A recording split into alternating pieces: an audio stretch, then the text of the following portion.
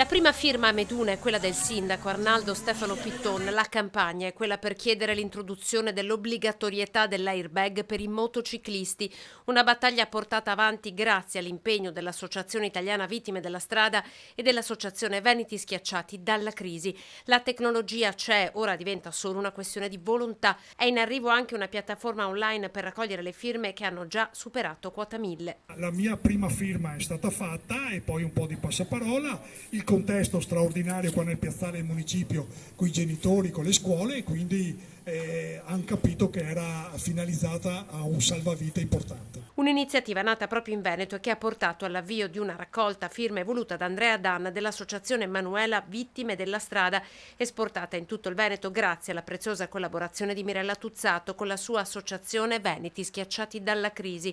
Un'assunzione di responsabilità da parte dei cittadini di fronte ad una strage senza fine.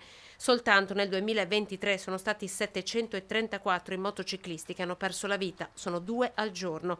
Tanti i giovani che a Meduna hanno firmato. Basta firmare, un semplice gesto può salvare delle vite. In contemporanea a Meduna diverse mamme hanno allestito un banco per raccogliere fondi per l'asilo proprio con i lavoretti fatti dai bambini. Siamo molto contenti di contribuire a vendere questi piccoli dolci, oggetti per far sì che il nostro asilo sia sempre più grande.